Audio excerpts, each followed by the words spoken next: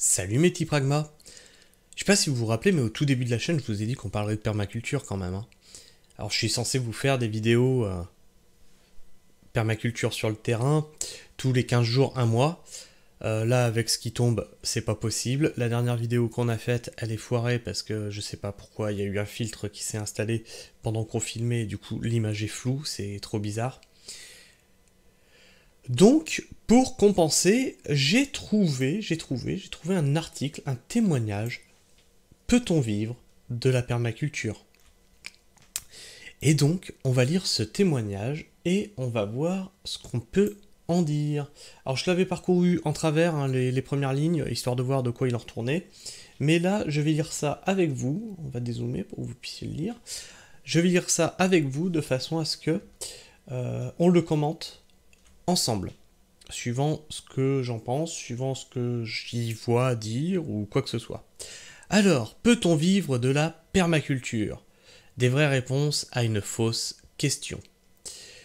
Le besoin absolu est une caractéristique de notre époque, besoin de se distinguer par le haut, acte militant désespéré. Le plus perma que moi, tu meurs par exemple, est formidablement symptomatique. Et rappelez-vous, la toute première vidéo de la chaîne, je vous expliquais justement que c'est exactement ça qui a créé les dogmes, exactement ça qui a rendu imbuvable la permaculture. Hein, c'est toujours, tu fais jamais assez bien. Il y a une espèce de pureté militante dans la permaculture qui s'est remplie donc de dogmes auxquels il ne faudrait surtout pas déroger et qu'on a verrouillé sous le sceau de la bienveillance. C'est-à-dire qu'on a le droit de t'en foutre plein la tronche parce que tu ne respectes pas les dogmes, mais si tu essayes de t'en expliquer, tu deviens malveillant. Tu oses critiquer ceux qui te donnent des conseils, malotru, alors qu'ils t'en foutent plein la tronche, hein, mais bon, c'est pas grave. Et j'ai vu plusieurs personnes comme ça commencer un jardin en permaculture et abandonner parce que ils présentaient ça sur les réseaux genre Facebook et ils subissaient une toxicité de dingue et ils ont abandonné le jardin tout simplement. Froncement de sourcils quand j'explique que j'entretiens mes accès à la débroussailleuse. Oula, outil thermique. Une zone de mon potager n'est pas paillée, et on me le fait remarquer. Alors, déjà, là, deux choses. Un, allez voir la vidéo permaculture et mécanique. Est-ce vraiment inconciliable? Spoiler, non, ça n'a jamais été dit. D'ailleurs, même Bill Mollison vous parle de consacrer 5% de sa ferme à créer du biocarburant. C'est pas pour me mettre dans le cul d'un âne, hein. Là, l'histoire de mon potager n'est pas paillé. Ça, c'est pareil. C'est une extrapolation de ce qui est dit dans le livre, dans le livre de base de permaculture. On parle d'un sol couvert. Un sol couvert, c'est pas un sol paillé. Un sol qui est couvert de végétation, ben, c'est un sol couvert. Et ensuite, les restants de végétation, tu les coupes en petits morceaux, tu refais du mulch, du compost de surface, que tu remets au sol.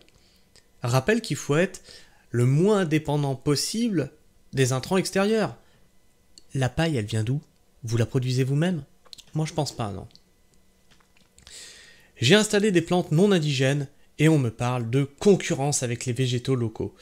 Qu'il faut laisser ronces et orties, etc., voire disparaître totalement.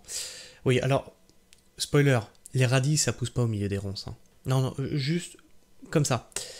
Et donc là, on est clairement dans ce début d'article sur le gars qui a subi forcément le dogmatisme à outrance, qui s'en est pris plein la tronche, et qui doit être amer, j'imagine. Voilà, parce que des ronces, non, tu ne laisses pas des ronces. Les orties, pareil, ça envahit tout. Tu ne laisses pas du chien-dent au milieu de tes cultures. C'est de la folie furieuse. Faut être un petit peu réfléchi dans sa tête. On comprend bien que si tu laisses tes cultures se faire envahir, elles vont se faire étouffer. Alors, il y a une très bonne vidéo sur la chaîne de mon épouse, Naturelle et Maraîchère, un petit short qu'elle avait fait pour montrer que dans la nature, il y a concurrence. Il y a concurrence à tel point que sur une zone où au début il y avait plein de végétaux différents, à la fin il ne restait plus qu'une seule sorte de variété de plantes qui a été la plus compétitive en fait. La finalité de ce qu'on me propose, c'est la friche.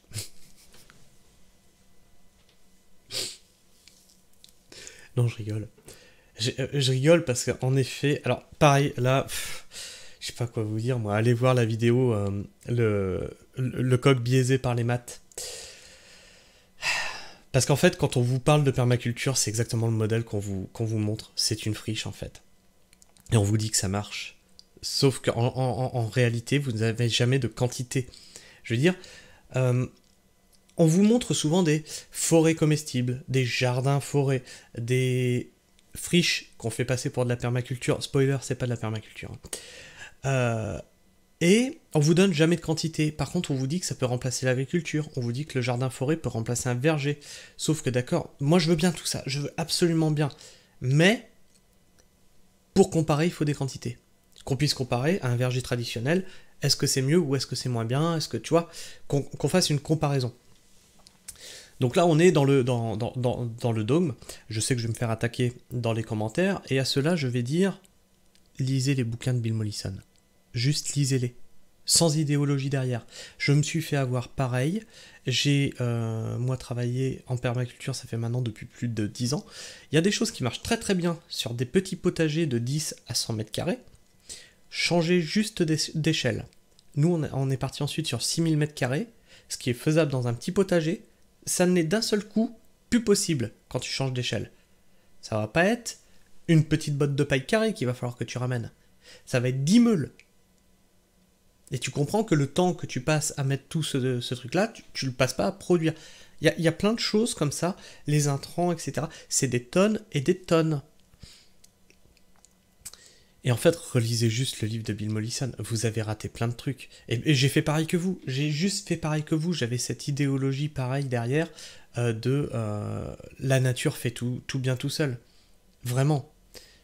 Sauf qu'en fait, non. Quand on change d'échelle, on se rend compte que ta haie bocagère, elle va avancer, que tes ronces, elles vont t'envahir, et qu'il faut agir.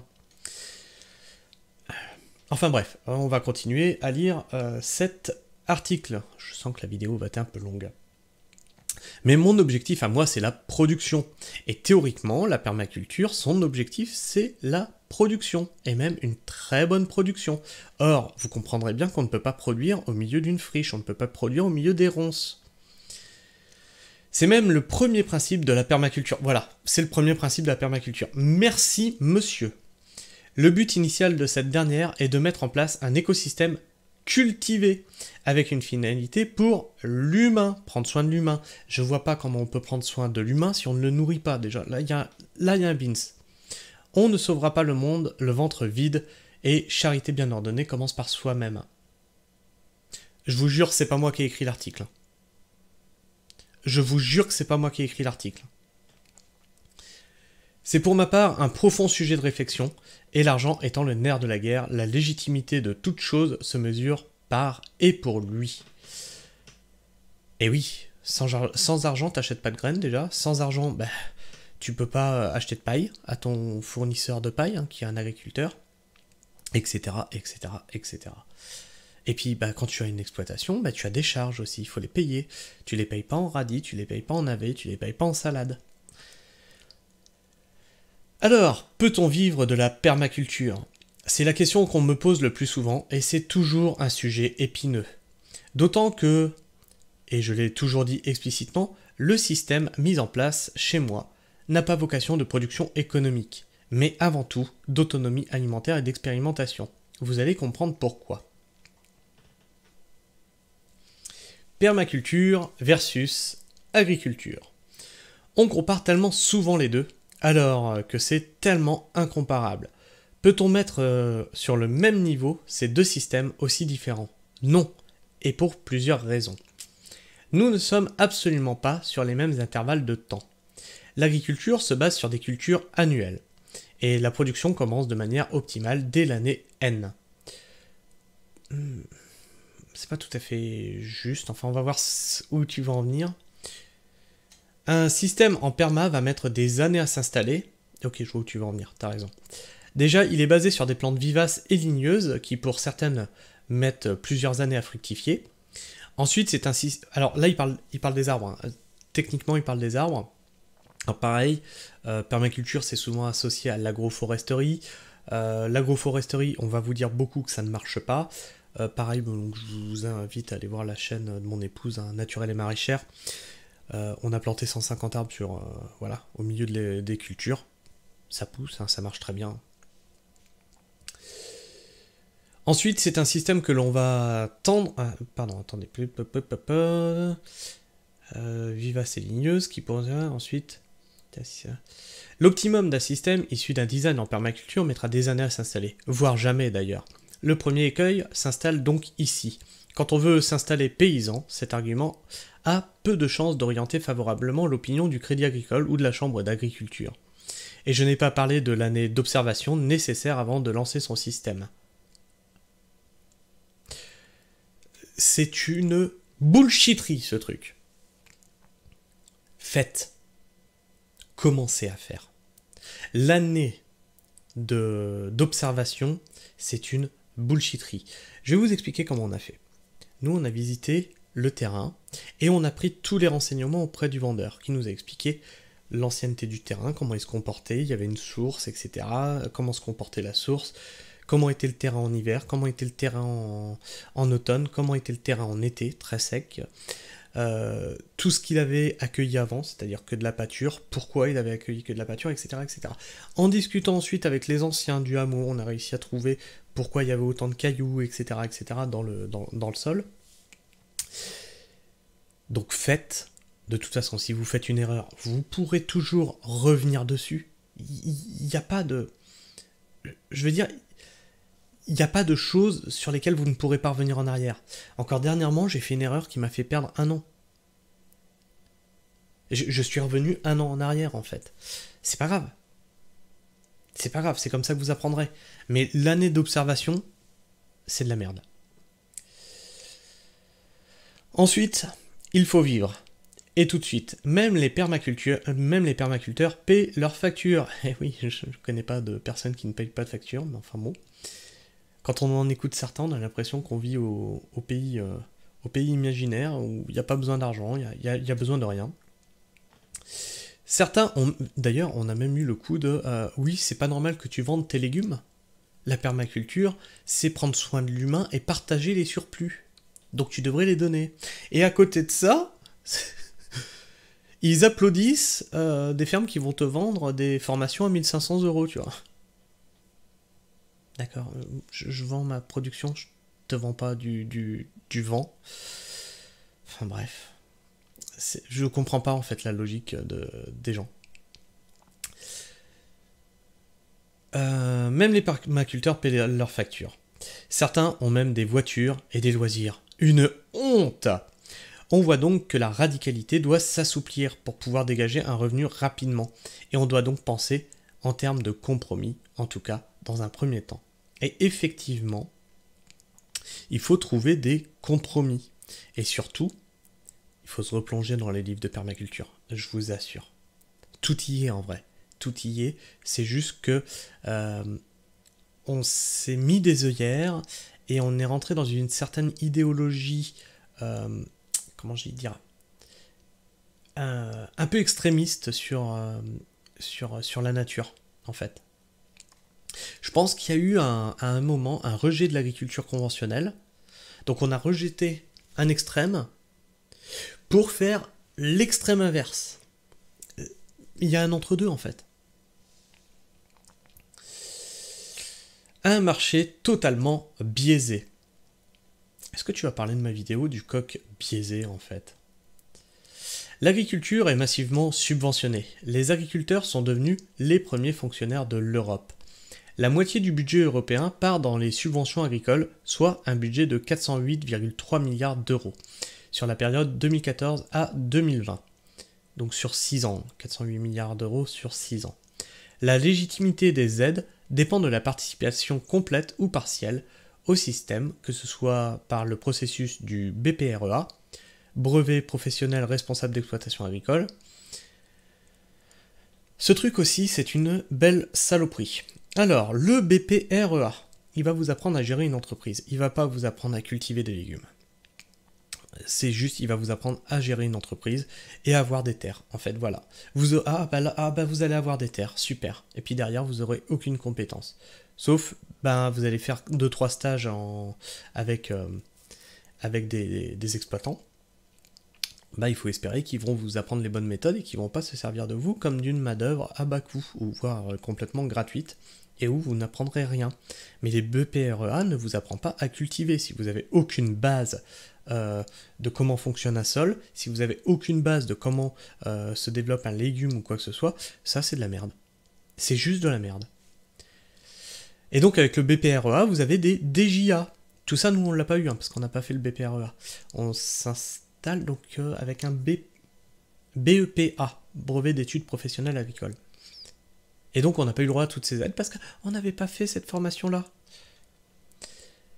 De la participation ou non au syndicat majoritaire, plus ou moins conditionné par la DJA d'ailleurs. Les prix des matières premières agricoles sont fixés à la bourse de Chicago, largement spéculés par les traders et les algorithmes pleins d'amour. Les centrales d'achat, coopératives et autres grandes surfaces de distribution prennent des marges gargantuesques, obligeant les producteurs à toujours plus de production, face à des prix qui s'effondrent pour arriver à dégager quelques miettes de cette farce. C'est un système créé par et pour l'agriculture industrielle. Et vous voulez mettre des produits et vous voulez mettre les produits de votre jardin d'Éden dans ce marché concurrentiel. Et là, effectivement, il y a un gros problème, en fait, parce que ce que j'essayais d'expliquer à certains dans les commentaires, une tomate à 1 euro, en fait, ça n'existe pas. C'est un déchet. Alors vous allez me dire, mais comment c'est possible? Une tomate, c'est pas un déchet. La tomate que vous trouvez origine France au mois de décembre, ou au mois de janvier, ou au mois de février, à 1 euro, c'est un déchet. L'agriculteur fait ça pour toucher certaines aides. Il vit plus de ces aides que, vous comprenez que si la tomate se retrouve à 1 euro en rayon, le kilo, il l'a pas vendu lui 1 euro, il a dû la vendre 20 centimes. Vous comprenez bien qu'il ne peut pas en vivre. Des finalités totalement opposées. L'objectif de l'agriculture conventionnelle, pour simplifier éhontément, est la production d'aliments pour l'humain ou ses animaux, et in fine, un surplus économique et monétaire. Point. Et pour cet objectif, tous les moyens sont bons. Intrants chimiques, énergétiques, monétaires, crédits et subventions. L'objectif de la permaculture est surtout vivrière. Je suis tout à fait d'accord avec lui. Mais franchement, c'est pas moi qui ai écrit l'article, mais j'aimerais bien rencontrer ce monsieur, on est raccord, hein, vraiment. Production d'aliments pour l'humain, mais aussi pour les insectes, les oiseaux, les mammifères, la vie du sol, les plantes, etc. C'est la création de biotopes et de microclimats favorables, de fertilité et de fixation du carbone dans le sol, de réparation du cycle de l'eau et toute une liste de services écosystémiques innombrables et pour lesquels il n'y a ni considération ni rétribution alors qu'ils profitent à tous. Donc là pareil, petite information, il y a aussi la partie, tu peux prendre un terrain qui est très très dégradé et le régénérer. Mais ça tu le valorises pas, tu peux pas le valoriser. Tu as régénéré une parcelle complètement morte, ou que personne ne voulait, tu n'en tireras aucune rétribution, si ce n'est tu l'as fait pour l'honneur, nous on l'a fait pour le défi, parce que on a quand même des expériences de jardinage des années derrière nous, et on s'est dit on va relever ce défi-là. Là, sur cette parcelle, tout le monde nous dit que rien ne va pousser, on va faire pousser des trucs, on va faire du maraîchage. Oui, on est un peu fralé, mais on s'est dit que voilà, si la permaculture marche, elle sera capable de montrer les résultats sur ce terrain-là. Et donc c'est ni plus ni moins qu'une expérience pour montrer par l'exemple que c'est possible en fait. Et on a plein de collègues agriculteurs qui ont connu le terrain à l'origine, qui sont verts hein, de ce que c'est devenu. Hein. Et sans machinerie lourde, sans rien, j'ai pas dit sans pétrole, sans machinerie lourde. On a des petits outils motorisés, motobineuses, débroussailleuses, etc. Oh mon Dieu! Oui, les 20 mètres cubes de pierre sortis à la main, il y a la brouette, je vous attends pour venir nous aider. L'agriculture conventionnelle cache son absence de compétitivité et externalise ses coûts véritables grâce à une batterie d'intrants divers et variés, situés tout au long de la chaîne de production.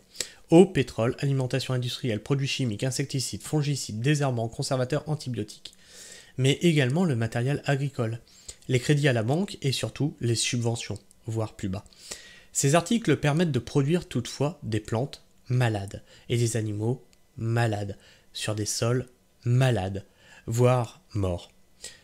Doit-on prendre Alors, il existe des exceptions, il y a l'agriculture de conservation des sols aussi. Doit-on prendre encore en compte l'énergie grise dégagée dans la production de ces intrants et des dégâts irréversibles sur la biosphère pour se rendre compte du gouffre économique que représente la soi-disant compétitivité de cette agriculture? Le problème, c'est que ces coûts ne sont pas réellement quantifiés et ne participent que très peu à l'élaboration des prix agricoles, voire plus haut. Alors que les systèmes basés sur des principes agroécologiques et de conception permaculturelle sont productifs, économes, régénératifs, et j'en passe, tout est fait pour que l'agriculture conventionnelle soit plus rentable pour l'instant. Et c'est ce qu'on a vu hier, donc sur une étude qui expliquait que utiliser des méthodes agroécologiques, de permaculture, etc., ça permettait de lutter contre les ravageurs, contre les mauvaises herbes, contre les graines de mauvaises herbes, etc., etc., et d'utiliser donc beaucoup moins d'intrants, puisque là, on retrouve un cycle biologique et une richesse d'animaux et de plantes qui permettent de s'autogérer. Alors, on ne dit pas qu'il n'y a pas de travail à faire, parce que ça aussi, c'est une utopie de la permaculture qui dit que vous ne travaillerez pas, c'est simple, il n'y a pas de travail à faire. En fait, non, c'est même pire que ça, vous allez travailler plus, parce que en fait, vous allez utiliser moins de machinerie lourde, justement, qui vous facilite le travail, etc. Et vous allez aussi devoir apporter beaucoup de matière au sol. La productivité des produits de qualité, mais pas adaptés au marché. La productivité d'une forêt-jardin, par exemple, est extraordinaire, mais reste de l'épicerie fine. Plantes aromatiques, légumes vivaces inconnus ou fruits bizarres. Alors ça, c'est un truc aussi qui me fait toujours bondir, c'est qu'à chaque fois qu'on a un jardin-forêt, c'est toujours des choses qui sont complètement inconnues ou venues des quatre coins du globe, alors qu'on a des plantes qui sont, qui poussent de chez nous. Faites pousser ça, bon Dieu de bon Dieu. Vivaces dont la production est indirecte, pollinisation, pompe à minéraux, fixateur d'azote. Plantes à rhizome biscornu, fruits plus petits, voire un peu abîmés, vignes et lianes qui poussent dans les arbres, etc. Alors c'est exactement tout ce qu'on fait. Nous par exemple, pour fixer l'azote, on a planté des argousiers. Les argousiers qui donnent des petites baies, qu'on peut faire des jus avec, etc., etc., qui sont un alicament, comme on appelle ça. Et pareil, on a les vignes qui grimpent dans les arbres, etc., etc. Les dates de récolte sont de fait très étalées. La récolte est rendue plus délicate et plus coûteuse en main-d'œuvre et en technicité. Comment mettre en concurrence économique de telles productions telles avec des producteurs de fruits ou des légumes qui vendent des produits standardisés se déversant par centaines de tonnes sur les marchés. Et effectivement, quand tu vois un kilo de carottes à 1 kilo, et que tu vois le même kilo de carottes à 3 € ou 4 € chez le maraîcher du coin qui n'aura utilisé aucun pesticide, aucun intrant, etc., lequel t'achètes toi? Celui à 1 €. Celui qui aura nécessité des sols morts, qui aura nécessité des intrants, qui aura nécessité des pesticides. Mais tout ça, en fait, vous le voyez pas. Et donc, c'est compliqué à valoriser, en fait, la bonne nourriture, en fait. Une agriculture alternative a besoin d'un marché alternatif. Être adapté à une société malade n'est pas un signe de bonne santé mentale. Cette phrase célèbre de, je vais encore écorcher le nom, Krishnamurti, s'adapte à merveille pour la production agricole. Si l'on veut rentrer dans le système, il faut en accepter les lois et les conséquences, qui sont l'antimatière de l'éthique de la permaculture. Prendre soin de la terre, prendre soin des humains, redistribuer les surplus. On ne peut en être plus loin. Vouloir concilier les deux me paraît schizophrène, ou alors rendre le mot permaculture quelque peu racoleur. On ne vend pas que des produits en permaculture, on vend aussi une philosophie. D'ailleurs, la permaculture n'est pas que du jardinage. Une éthique et un paradigme difficilement solubles dans le gloubi-boulga néolibéral. D'ailleurs, si on veut être un vrai puriste, un ayatollah de l'éthique permaculturelle, on n'utilise plus du tout l'argent, car le processus même de création monétaire tel qu'il est actuellement est une création ex nihilo basée sur la dette, et donc de l'intérêt, ce qui, en étant simpliste, légitime et rend indispensable notre fameuse croissance qui dévore le monde depuis si longtemps.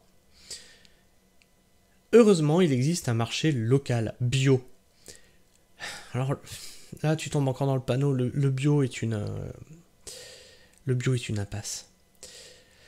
Participatif et engagé pour acquérir une terre, financer un projet, écouler ses produits, transformer ou non. Financement participatif, espace test agricole, AMAP, marché paysan, groupement de producteurs et j'en oublie. Quelques liens en fin d'article. Ça reste alternatif, mais n'est que le début de l'émergence d'une véritable économie circulaire, faite par et pour les citoyens, et ça, c'est PERMA. De la différence entre un outil et une finalité, ou la voie du milieu. La permaculture n'est pas une technique agricole, je sais, c'est dur de le comprendre, c'est dur de le comprendre, éclaire beaucoup de choses. Dire qu'on est permaculteur ne veut pas dire qu'on fait des buts, merci monsieur, avec de la paille, ou qu'on mélange des légumes et des fleurs. Cela veut dire qu'on est concepteur de systèmes autonomes, productifs et vertueux, que ces derniers soient agricoles, humains, économiques. Elle reste un outil de transition formidable pour créer une société pour demain. C'est exactement ce que je dis. Le problème, c'est aujourd'hui. Et aujourd'hui, nous sommes dans une société financiarisée à outrance où l'argent est l'alpha et l'oméga. Et là, c'est très difficile de se détacher du matériel. Pour beaucoup, c'est très très difficile de se détacher du matériel. Quand on a lancé, nous, cette activité qu'on a actuellement, on ne s'est pas lancé comme ça sans avoir rien calculé. On savait très bien, d'ores et déjà, qu'un maraîcher, ça gagnait 700 € par mois. Et dès le départ, on avait mis donc la maison où on habite dans la balance, sachant que il serait pas impossible qu'on en vienne à la vendre pour pouvoir continuer cette activité qu'on apprécie par-dessus tout. Donc s'il faut qu'on en arrive là, on y arrivera. Et actuellement, on n'est pas loin de cette éventualité en réalité. Mais c'est quelque chose dont il faut être conscient. Alors beaucoup nous disent « Ah mon Dieu, mais tu te rends compte ?» En fait, on a déjà passé ce stade-là. C'est un bien matériel en fait. Ne nous voyons pas dans... Alors, pardon. Alors, on peut être économe, recycler, faire du covoiturage, faire son jardin, avoir des poules. Ne nous noyons pas dans un verre d'eau. Si on veut monter un projet agricole viable, il faut des liquidités et des rentrées régulières et rapides. On ne vit pas que de salade et des framboises. Mais ce n'est pas un écueil si ces paramètres sont pris en compte dans la ventilation des travaux et les prévisionnels du design. Oui, alors nous, on avait fait un prévisionnel sur 3 ans. Rien n'empêche de faire des légumes annuels dans un premier temps en attendant que les petits fruits poussent et produisent, en attendant que les fruitiers poussent et produisent, etc. C'est un système dynamique, modifiable et perfectible qui peut donner un grand nombre de produits différents, l'avantage de la polyculture sur la monoculture. Alors, pareil, hein, quand on vous dit polyculture, ça veut pas dire tout mélanger ensemble. Tu mélanges pas tes salades, tes choux, tes salades, tout, paf, comme ça, tu jettes pas tout ça comme ça. Ça veut dire que tu vas faire plusieurs cultures sur toute ta parcelle. À la différence d'une monoculture de maïs ou de blé. Et ça, c'est pareil, les gens, ils ont fait un mélange dans leur tête, c'est un truc de fou. Quand je vois ce qu'il y a sur des groupes Facebook, par exemple, je me dis qu'il y a un message qui est mal passé, en fait. Comme dit plus haut, appliquer la permaculture stricto sensu, dès le départ, risque de faire un capotage magistral niveau économique. Elle doit être un guide, une ligne rouge, une boîte à outils. Alors, écoutez la première vidéo de la chaîne. J'ai utilisé exactement le même terme. La permaculture est un ensemble d'outils.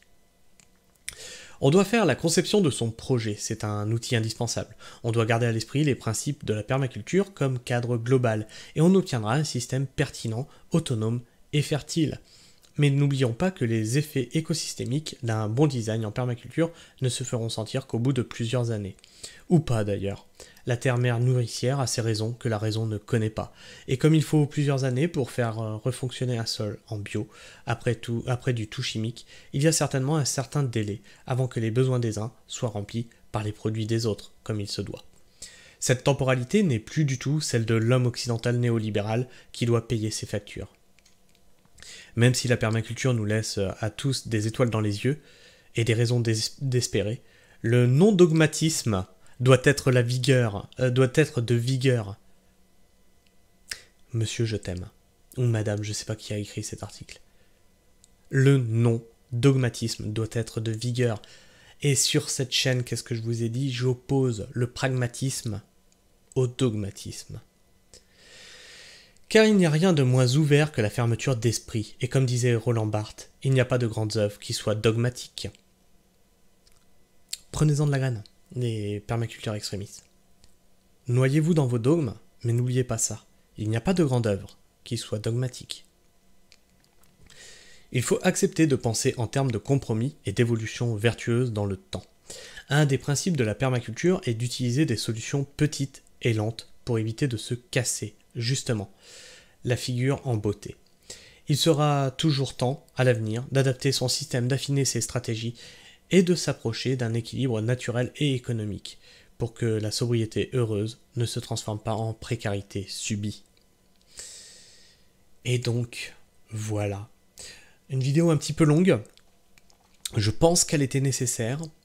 Je vais essayer de vous trouver d'autres articles sur la permaculture, des retours d'expérience, etc. Je pense que c'est intéressant. Je pense qu'il faut en parler. Et je pense que c'est le sujet de la chaîne surtout. Enfin bref, dites-moi ce que vous en pensez dans les commentaires. N'hésitez pas à partager vos avis et vos impressions dans les commentaires, à discuter entre vous, hein, c'est toujours intéressant de voir vos échanges, tant qu'ils restent dans le respect mutuel. N'hésitez pas à me laisser un pouce si vous aimez ce que je fais, ou un dislike hein, si vous aimez pas, ou si vous voulez me notifier que vous êtes en complet désaccord avec ce que je fais, ou vous détestez ma personne. En tout cas, si vous êtes encore là à la fin de la vidéo, n'hésitez pas à vous abonner, à cliquer sur la cloche, puis moi je vous fais la bise. Prenez soin du sol, et restez pragmatique surtout.